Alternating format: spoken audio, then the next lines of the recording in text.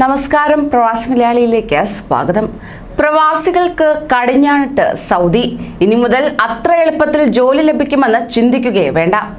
രാജ്യത്തെ തൊഴിൽ യോഗ്യതയ്ക്ക് പുതുതായി ഏർപ്പെടുത്തിയ പരീക്ഷയിലൂടെ ഓരോരുത്തർക്കും 3 അവസരങ്ങൾ നൽകുമെന്ന് സൗദി മന്ത്രാലയം വ്യക്തമാക്കിയിരിക്കുകയാണ്. ഇത്തരത്തിൽ നൽകുന്ന 3 അവസരവും പരാജയപ്പെടുന്നവർക്ക് തൊഴിൽ പെർമിറ്റ് അനുവദിക്കുന്നതല്ല. പുതുതായി നിയമിക്കുന്ന തൊഴിലാളികൾക്ക് അവരവരുടെ രാജ്യങ്ങളിൽ വെച്ച് തന്നെയാണ് പരീക്ഷ നടത്തുന്നത്.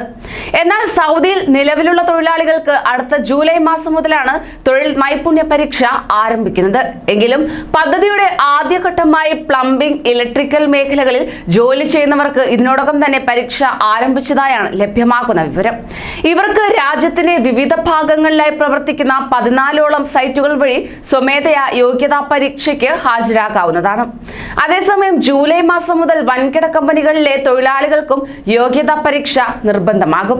വലിയ സ്ഥാപനങ്ങളിലെ ജീവനക്കാർക്ക് ഓഗസ്റ്റ് മുതലും ഇടത്തരം സ്ഥാപനങ്ങളിലെ തൊഴിലാളികൾക്ക് സെപ്റ്റംബർ മുതലുമാണ് പരീക്ഷ നടത്തുക.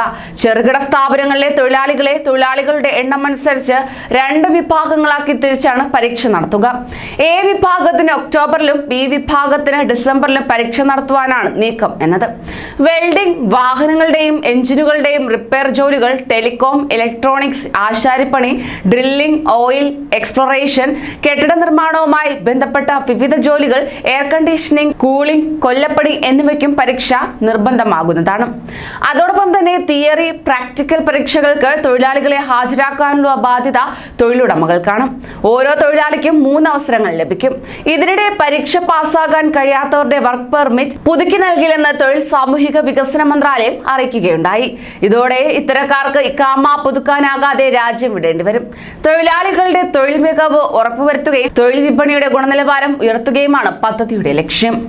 കൂടുതൽ പ്രവാസി വാർത്തകൾക്കായി ഈ ചാനൽ സബ്സ്ക്രൈബ് ചെയ്യൂ.